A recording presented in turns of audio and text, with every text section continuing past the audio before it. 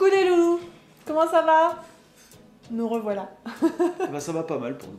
Alors vous voyez pas derrière parce qu'il y a un contre-jour, Ouais. mais il y a la montagne. Ouais. Dommage, Ouais. mais vous allez voir dans la vidéo où on est. On se trouve à Nevache, Et les vaches, c'est où? à la montagne. C'est dans les Alpes. Qu'est-ce qu'on est venu faire ici? En plus de ça, il faut vraiment venir. On vient pas à Nevache par hasard, je crois, hein. En fait, ici, c'est un endroit qui se trouve à 1500 mètres d'altitude, qui est vraiment super joli. C'est enclavé par les montagnes. Et en fait, c'est un domaine de ski de fond. J'ai vu, il n'y a pas beaucoup de ski de piste, mais il y a beaucoup pas de mal ski de de ski de fond, fond, ça. raquettes, toutes ces choses-là. Et c'est que des petites constructions vraiment typiques, très sympathiques. Mais on n'est pas venu faire du ski parce qu'il n'y a pas de neige de toute façon. Donc, Il y en a eu quand on est arrivé. oui, c'est vrai, on a même eu un petit peu peur parce qu'on n'avait pas les pneus neige, mon Dieu.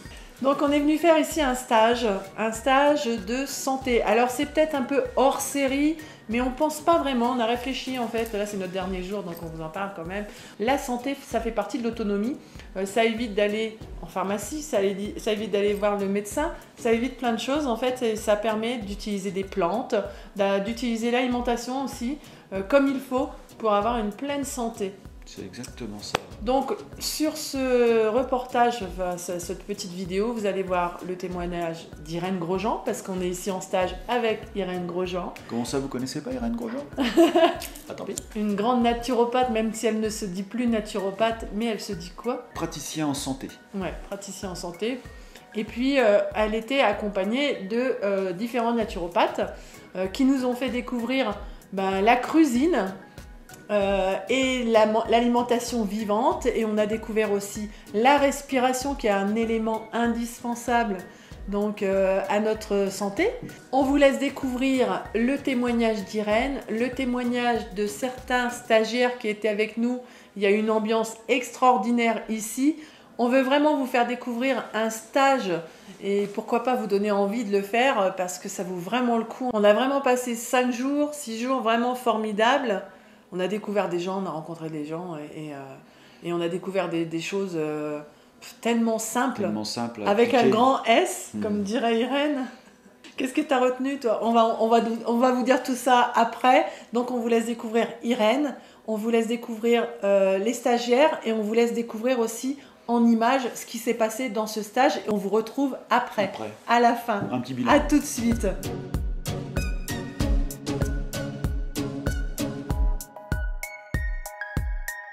Bonjour Irène. Bonjour Sabrina. Alors, est-ce que vous pouvez me dire votre âge? Mon âge? Oui, ça commence bien comme question. Mais c'est très bien. Je suis née en 1930, donc je viens d'avoir 90 ans. 90 ans. Oui. Très bien. Quelle est votre activité? Mon activité? Oui. Il est très occupé. Oui. Refaire de la santé. Oui. Et amener les malades à retrouver leur santé. D'accord.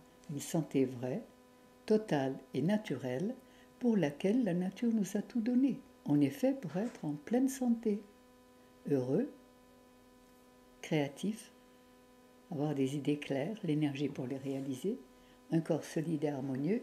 La nature nous a tout donné pour cela. Oui. À condition, bien sûr, de respecter les 4 lois de base de notre fonctionnement. Qui sont? Quand le bébé arrive au monde, qu'est-ce qu'on fait?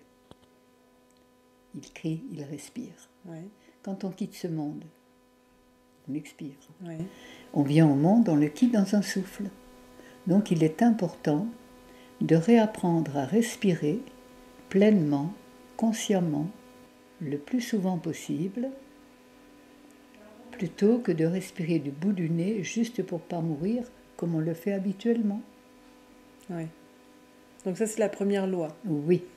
Et quand le bébé a crié, qu'est-ce qu'il fait? Comme tous les petits de mammifères, petits chats, petits poulains, petits moutons, ils vont téter leur mère. Et l'alimentation est la deuxième loi de base de notre fonctionnement. Et quelle est l'alimentation du bébé? Oui. Évidemment, c'est le sein de sa mère. Parce que s'il était fait pour se nourrir de lait de vache, eh bien comme les veaux, il pourrait aller téter les vaches. Est-ce que vous avez vu un bébé qui est capable d'aller téter une vache? Non. Bon, alors ça c'est à un moment, il est certain que on a complètement dévié des lois de base de la vie et très savamment, mais sans avoir accès à la conscience universelle, on a trouvé que le lait de vache les biberons de lait de vache étaient plus hygiéniques que le sein maternel. Que les femmes qui nourriraient leur bébé au biberon de lait de vache auraient du temps, puisque n'importe qui pourrait donner le biberon à leur place. Et que troisièmement, toutes ces femmes qui nourriraient leur bébé au biberon de lait de vache n'auraient jamais les seins tombants et abîmés. C'est ce que j'ai appris à l'école primaire quand j'avais 12 ans. Et moi qui adorais ma maîtresse, cette leçon m'est passée au-dessus de la tête, j'ai pas compris. J'ai compris des années après. Mais c'est une ineptie totale. Le lait des vaches, il est fait pour les veaux. Et comme il doit faire tripler le bras du veau en 3 mois, obligatoirement, il va faire des gaillards. Mais est-ce que le système émotionnel, psychologique du veau est le même, a les mêmes besoins que celui du bébé, ou l'inverse? On peut se poser des questions. Bien sûr. Et là, il est certain que le lait de vache, dans le système digestif humain, se transforme en une solution acide qui brûle et détruit nos minéraux. Et le plus grand lait, le plus grand déminéralisant et décalcifiant, c'est le lait des vaches et tous les produits qui en sont sortis, fromage, yaourt y compris. Et la viande. Et la viande, évidemment, nous n'avons pas un système digestif de carnivore.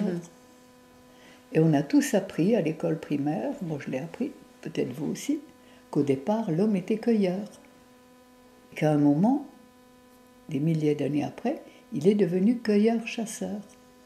Et s'il était cueilleur, évidemment, c'est qu'il pouvait cueillir des fruits. Et pour qu'il y ait des fruits, il fallait qu'il y ait du soleil. Alors si on est sous les tropiques, c'est très facile. Mais ici, évidemment, à Nevache, au-dessus de Briançon, à 1600 mètres d'altitude, si on doit se nourrir avec les fruits qu'on va cueillir toute l'année, on ne va pas être trop gros à la fin de l'année. Alors, il est bien certain que quand les hommes, à un moment, il semble que la Terre a basculé, et qu'il est resté du soleil sur les tropiques et l'équateur toute l'année, mais quand les hommes ont découvert le froid, ils ont découvert le feu, ils ont cuit ce qu'ils pouvaient se procurer. Comme ils n'avaient pas l'énergie suffisante, je suppose qu'ils ont dû tuer les animaux pour avoir l'énergie que les fruits ne leur apportaient plus. Mais au départ, nous avons un système digestif de cueilleurs, exactement d'ailleurs comme celui des gorilles, des chimpanzés, des bonobos, dont les guenons ont leurs règles toutes les lunes et portent leurs petits 9 lunes. Alors, même moteur, même carburant. De quoi se nourrissent les gorilles pour faire leurs 150 ou 200 kilos de chair? De cueillettes. Et est-ce qu'ils font cuire leur soupe? Parce qu'un aliment cuit, c'est un aliment qui n'apporte pas d'énergie. Si on fait cuire des graines et qu'on les met dans la terre, elles ne risquent pas de pousser. Si on fait cuire des œufs cuits durs et qu'on les fait couver, il n'y aura pas grand-chose. Une poule qui risque d'attendre même temps 6%.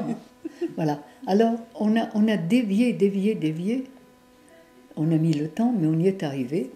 Et comme on nourrit notre corps avec des aliments qui ne sont pas faits pour lui, qui ne peuvent pas lui apporter les éléments nutritionnels dont il a besoin, et qui ne peuvent pas éliminer les résidus qui l'empoisonnent, eh bien, avec ça, étant donné que le monde est onde, tout est onde, et depuis qu'on a des appareils qui peuvent les capter, des appareils télé, des radios, des ordinateurs, des appareils photo, alors il est bien certain que selon le fonctionnement de nos chères petites cellules, dont notre poids est construit à peu près à 1/3 de son poids, et les 2/3 de son poids sont des liquides, sur un corps de 60 kg, il y a 40 litres de liquide, 20 de cellules, et une petite cellule possède un appareil respiratoire, digestif, reproducteur, un cerveau, et on est capteur, et je pense que le premier système informatique qui existe, c'est le grand ordinateur cosmique, l'intelligence qui a créé tout ce qui vit, nous y compris, et nous qui sommes les terminaux, comme toutes les espèces de la création. Et on reçoit les informations de cette intelligence universelle qui a créé tout ce qui existe, grâce à notre cerveau qui a des petites dendrites et vont capter. Et selon la longueur d'onde à laquelle nos cellules vont se relier, eh bien on va capter ce qui est relayé, informé sur la longueur d'onde qu'on peut capter. Et quand on est sur la 4, on n'a pas le programme de la 5 ou de la 6. C'est aussi précis. Et notre cerveau est aussi précis. On a absolument les idées, les états de conscience et les sentiments véhiculés sur la longueur d'onde que nos cellules peuvent atteindre. Alors plus nos cellules fonctionnent bien, plus on va capter les idées de la vie, celles que la nature a prévues. Et là, comme la nature ne veut que le plus grand bien de ses créatures, quand on est bien relié, obligatoirement, on va avoir la joie de vivre, des idées claires et créatrices, l'énergie pour les réaliser, un corps solide et harmonieux, et là on devient co-créateur de l'univers. Mais plus nos cellules sont asphyxiées, carencées, empoisonnées, plus on va capter les fréquences qu'elles peuvent atteindre, qui seront d'autant plus basses et destructrices, le monde à l'envers, qu'elles sont empoisonnées et carencées. On écrit monde à l'endroit, monde, à l'envers, ça fait démon. C'est exactement ce qui se passe. Les plus hautes fréquences, et le monde, tout va bien, et en bas, il y a l'intelligence inversée, démon, que les religions ont appelé le diable, et là, on est informé par des idées destructrices, négatives, et on devient autodestructeur de nous-mêmes et du monde. Il y a deux autres piliers. On a parlé de la respiration, on a parlé de l'alimentation. Oui, voilà. Et puis, quand le bébé s'est nourri, qu'il a bien tété, qu'est-ce qu'il fait? Il dort. Hein? Et pendant qu'il dort, il va digérer. Et en même temps, son système neuroglandulaire, son cerveau, ses petites batteries vont se recharger. Et s'il a bien dormi, le matin, il est en pleine forme et tout va bien. Mais s'il n'a pas bien dormi, il ne sera pas en forme. Alors le repos, le sommeil, ce sera la troisième loi de notre fonctionnement.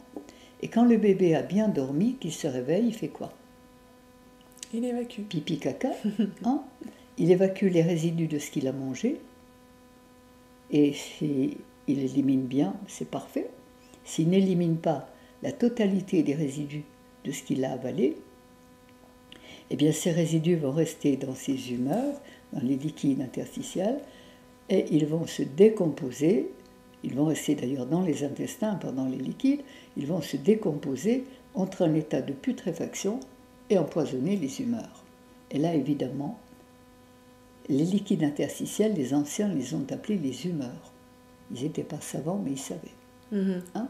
Et quand ces liquides sont empoisonnés, carencés, obligatoirement, on va être en fréquence basse.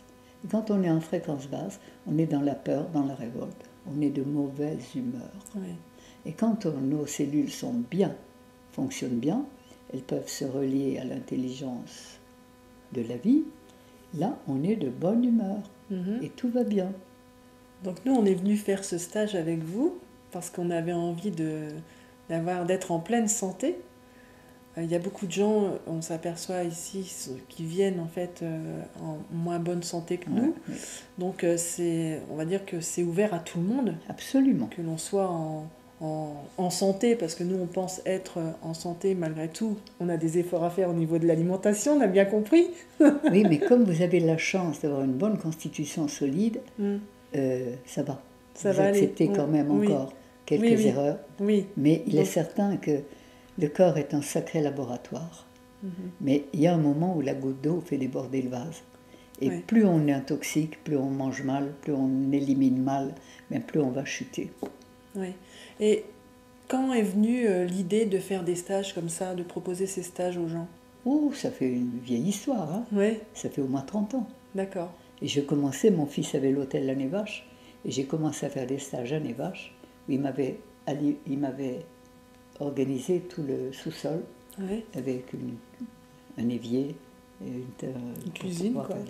C'est ça. C'est vous qui faisiez la cuisine, Et D'accord. oui, oui. Enfin, la cuisine. La cuisine. Exactement, c'est parce ça, qu'on hein. apprend ici à cuisiner et pas à cuisiner. Mais oui, parce que quand on mange cuit, moi j'avais appris au catéchisme qu'il y avait un péché originel qui était à la source de toutes les misères du monde.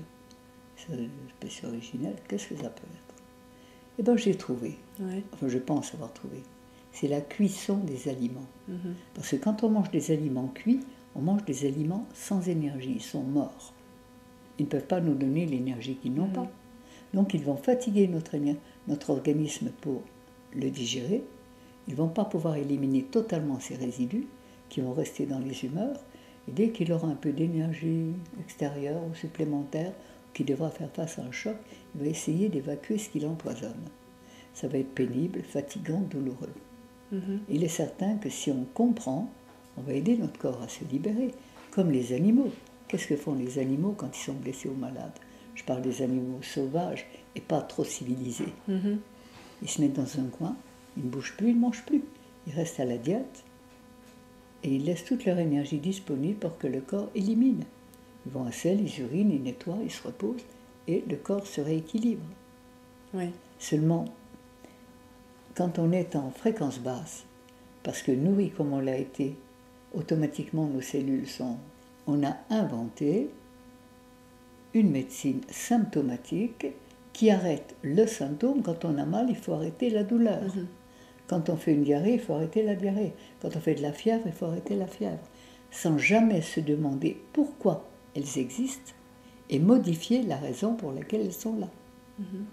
Et ça, c'est le grand travail que je tiens à faire, c'est vous montrer qu'il n'y a qu'une seule maladie au monde qui est à la source de toutes les maladies inscrites au dictionnaire médical, qui ne cessent de grandir.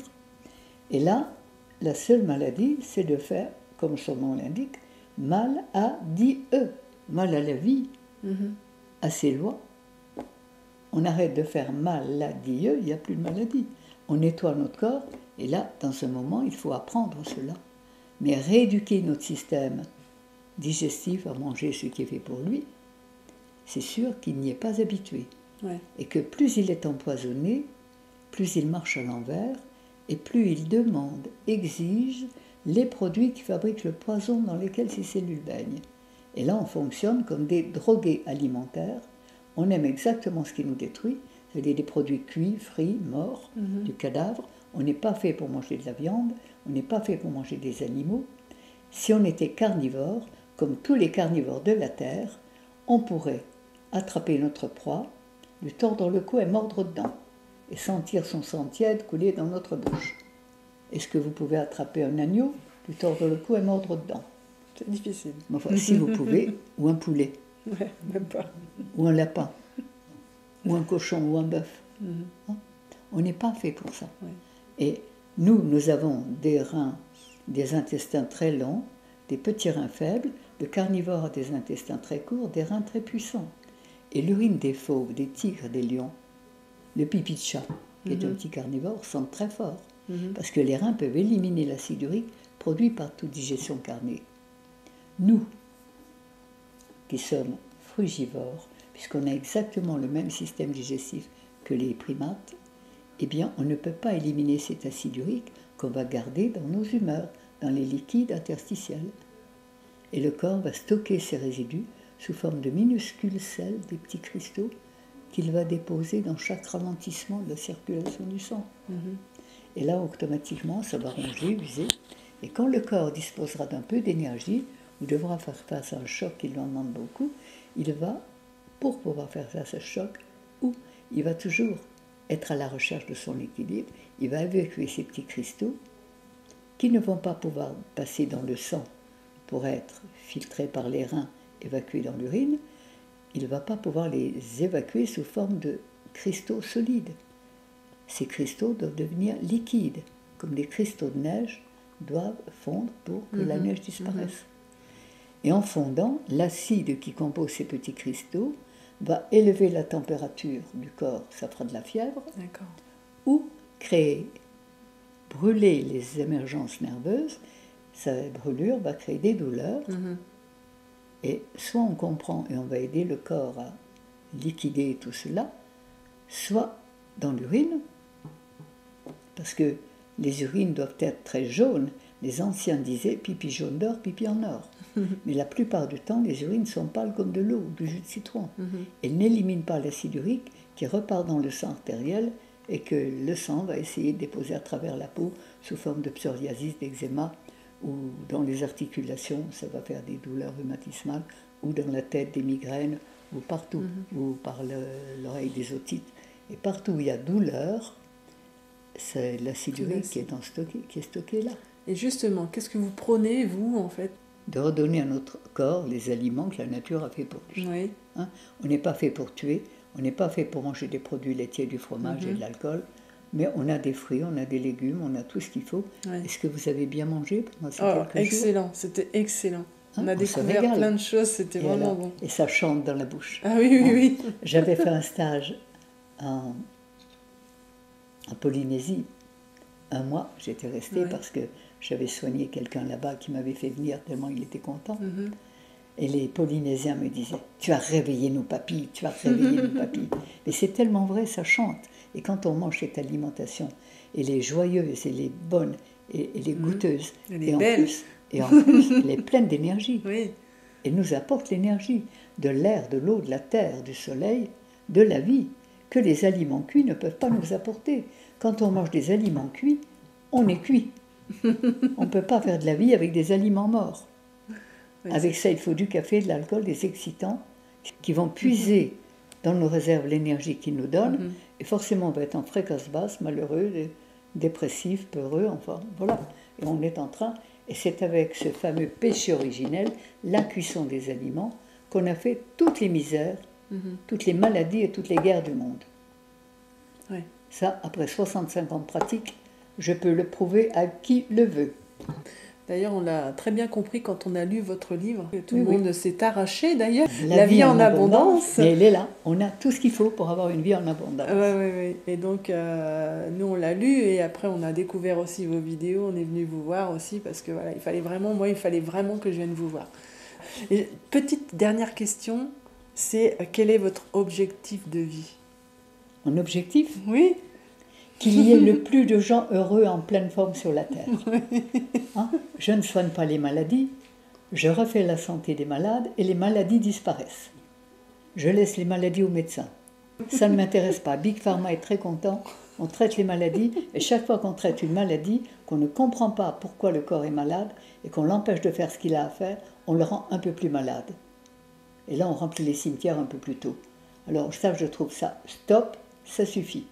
Personnellement, j'ai envie d'éduquer le maximum de personnes pour qu'elles sachent se reprendre en main et vivre vraiment vivantes, 3 grands V majuscules, heureuses de l'être, en pleine forme, et plus il y aura de gens en pleine forme et heureux, et puis vous serez heureuse. Big Pharma sera peut-être pas très content.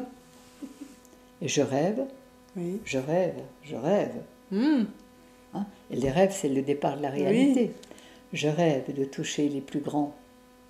Dans vos stages, vous voulez qui? On va faire une demande. À l'univers. Oui, à l'univers. Les Bill Gates, mais ce sont de pauvres malheureux. Oui. Et ils sont en pleine illusion. Et ils croient qu'avec l'argent et le pouvoir, ils auront tout. Mais on n'achète pas les vraies richesses. La santé est la vraie richesse de l'homme, parce qu'elle le relie à l'intelligence universelle qui le guide et qui lui permet de faire ce qu'il a à faire et d'être heureux de ce qu'il a à faire pour son plus grand bien et celui de tous. Mais quand on n'a plus cela et qu'on cherche ce bonheur, cette tranquillité, cette connexion, cette reliance, on peut dire, on est en pleine illusion et on croit qu'avec l'argent, on aura tout. Mais ces pauvres malheureux peuvent avoir tout l'argent qu'ils veulent. Avec l'argent, on achète une maison, pas un foyer. On achète du sexe, pas l'amour. Des procès, pas la justice. Des médicaments, pas la santé. Des études, pas la connaissance. Hein? Et là, ils ont beaucoup plus besoin de moi que moi d'eux. Mais les plus terribles qui font... Quand un être fait du mal, c'est qu'il est mal lui-même.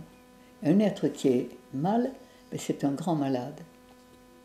Et là, tous ceux qui sont en fréquence basse sont la proie des forces destructrices et négatives que les religions ont appelées le diable. Ouais. On marche à l'envers. Ils ne sont pas heureux pour autant.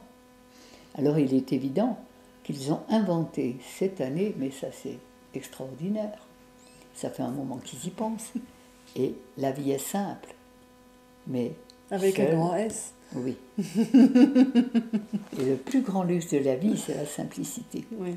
Mais seul le diable, ce qu'on a appelé ainsi, a tout compliqué pour mieux perdre les hommes, et on ne l'a pas appelé le malin pour rien.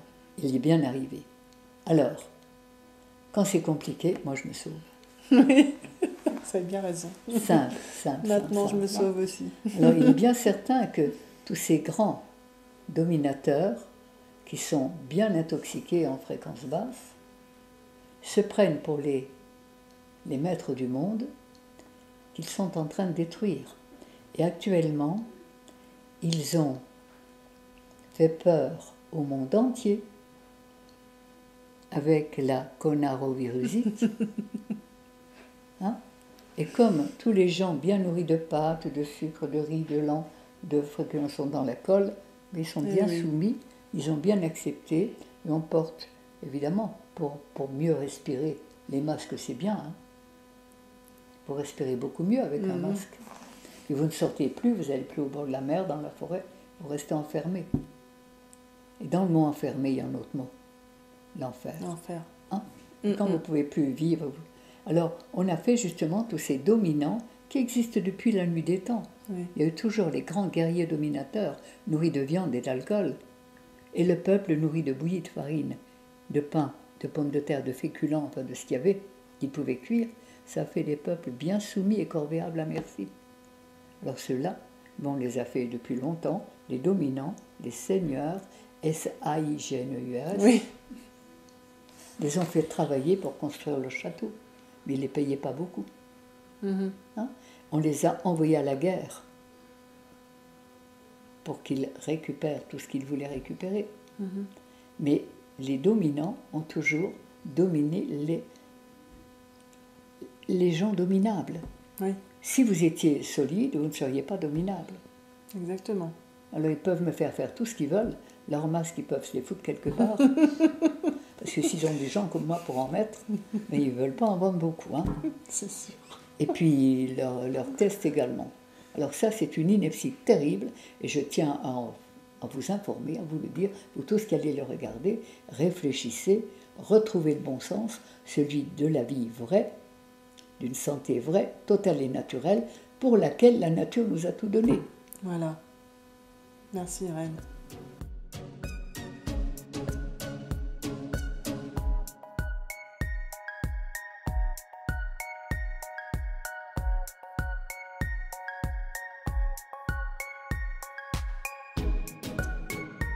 Je m'appelle Sylvie, bonjour Sabrina, et j'ai 50 ans. Je me le suis offert pour mes 50 ans d'ailleurs, et je suis venue chercher des solutions à plein de questions que je me posais, qu'on se pose sûrement tous.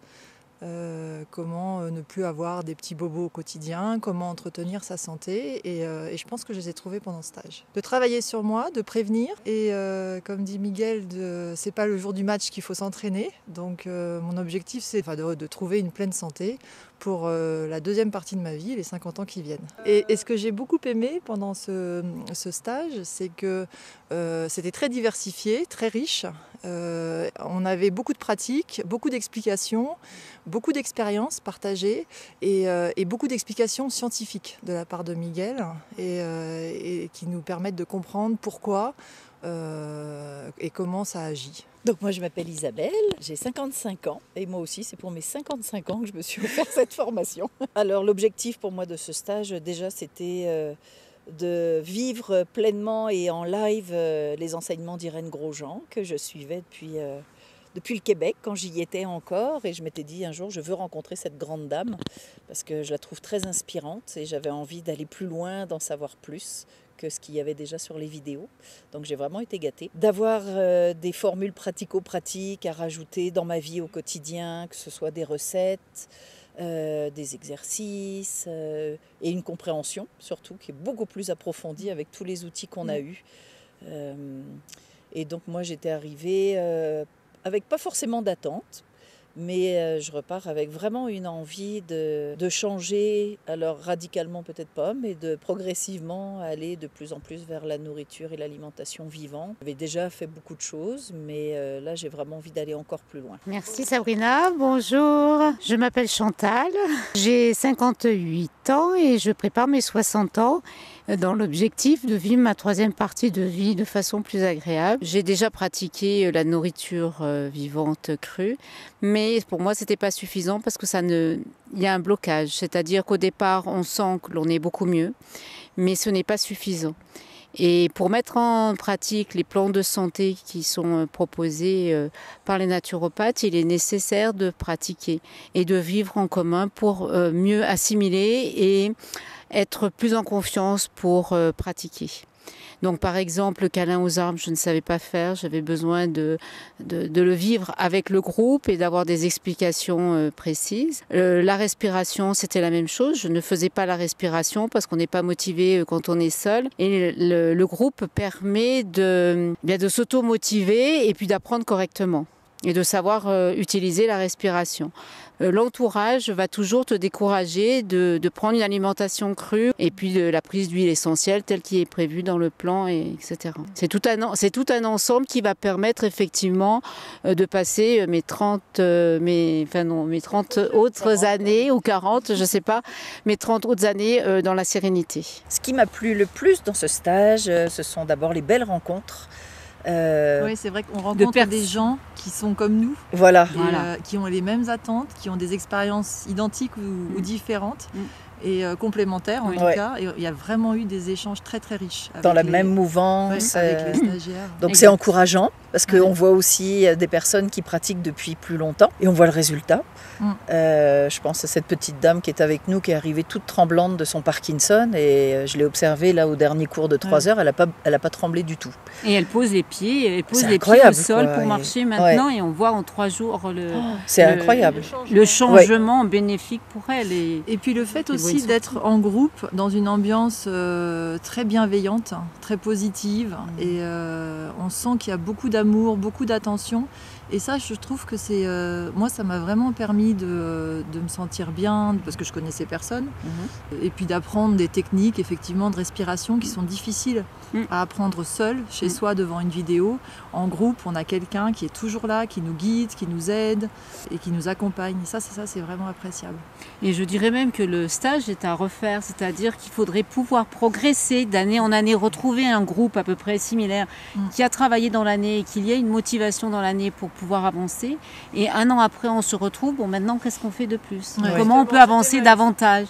Et ça permet effectivement, ça permettrait de motiver. Parce qu'en fait, si on part et qu'on n'a pas un objectif qui est que le plan de santé, si on a le plan de santé ou ce qu'on a étudié, petit à petit, puisqu'on ne sera plus lié, petit à petit, ça va s'effilocher. Tandis que si on sait que dans 1 an, il faut venir rendre compte, on sera beaucoup plus motivé pour le mettre en place et pour communiquer avec son entourage de façon différente. Ça garde le lien. Ça garde le lien, Et là, ce qui est impressionnant aussi quand même dans le stage, c'est Irène, la rencontre avec Irène. C'est mémorable. Un personnage d'1m48, mais qui déborde d'énergie, qui transmet énormément. Et c'est vrai que de la rencontrer en vrai, d'être avec elle pendant 5 jours, ça change tout. Il faut savoir qu'elle a 90 ans quand même. Oui. C'était une vraie source d'inspiration. Ah oui.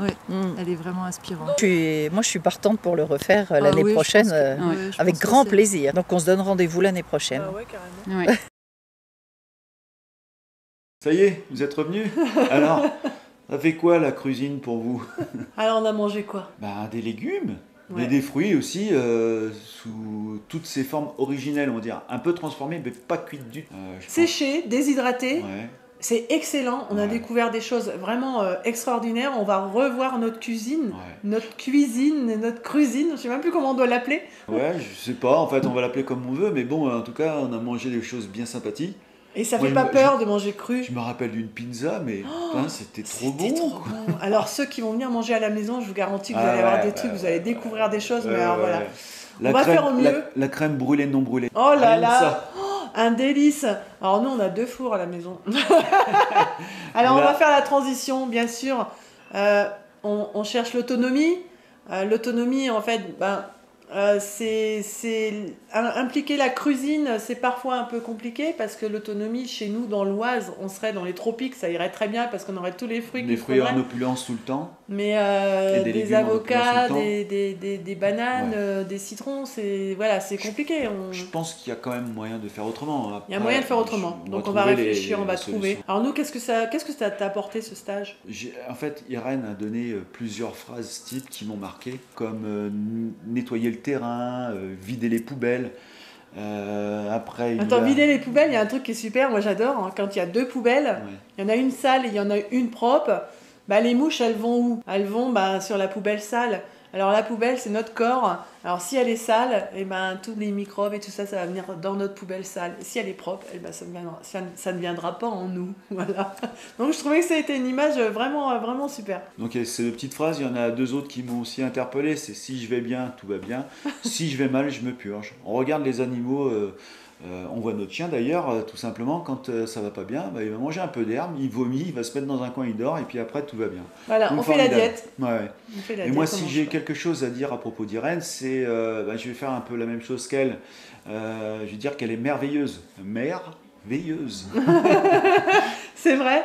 C'est un beau mot, en fait. C'est 2 beaux mots dans un mot, merveilleuse. Voilà, c'est vraiment ça. C'est vraiment le mot qu'on peut employer pour Irène. Ça, c'est sûr. En plus de ça, elle a donné d'autres petites phrases comme guérir. Si tu veux guérir, sois gai et ris. Gai et rire. Voilà. Donc tous ces mots, on a changé la définition, la façon de les entendre. Voilà, surtout. Et il y a plein de mots comme ça dans la vie qui font... comme maladie. Ouais. Maladieux. Voilà. Maladieux. Ouais, exactement. Il faut réentendre en fait les mots et puis les comprendre vraiment dans leur sens et qui ont du coup un sens vraiment profond. Et voilà. Puis je peux vous assurer, quand vous la voyez à 90 ans, à 23h avec nous, en train de discuter avec tout le monde, et puis qui va chercher son ordinateur, qui revient, qui va chercher un bouquin. Courant. Elle y va en courant, mais c'est de la folie, mais elle ne boite pas, elle n'a pas de douleur, elle n'a rien. C'est incroyable, quoi. Moi elle m'épate. Ouais. Elle m'épate. Ouais.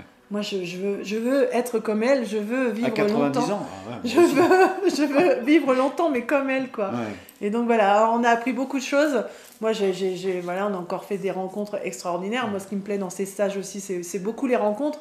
Donc à chaque fois qu'on fait un projet comme ça, moi, c'est ce qui me touche vraiment beaucoup. Après, on apprend plein de choses, bien sûr. C'est beaucoup d'informations, beaucoup de choses, voilà, qu'on va retenir et qu'on va transmettre. On l'espère beaucoup vraiment de transmettre. On va appliquer sur nous et comme ça, tout le monde va pouvoir voir en fait ce que ça nous fait.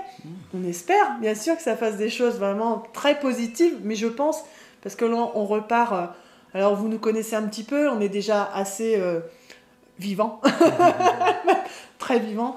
Et là, on est encore plus d'énergie, encore plus envie de transmettre, de donner aux autres ce qu'on a appris, parce que c'est les choses vitales de la vie, il n'y a rien de mieux que ce qu'on a appris aujourd'hui. Enfin, pendant cette semaine, et les rencontres qu'on a faites, en fait, toutes les personnes qui étaient là étaient un peu dans le même esprit que nous. Alors, tout ça, ça se connecte, et c'était génial.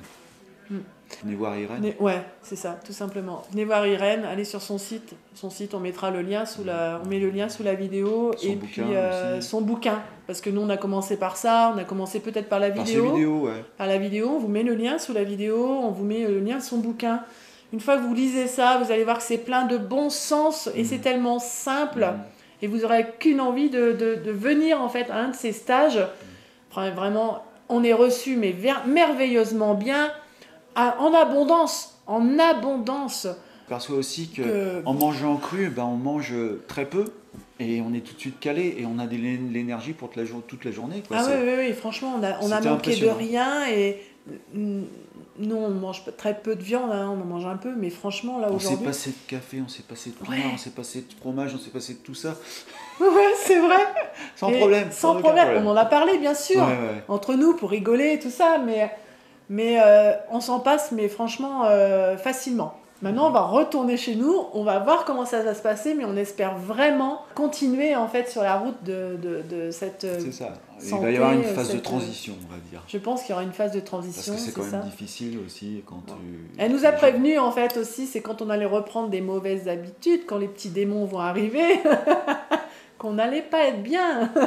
Alors on va voir tout ça, on va tester sur nous et on va voir un peu comment notre corps et notre esprit réagit. On vous fait des bisous et on vous souhaite une belle vie, une belle santé et puis prenez soin de vous. Bisous, bisous, ciao. Bientôt.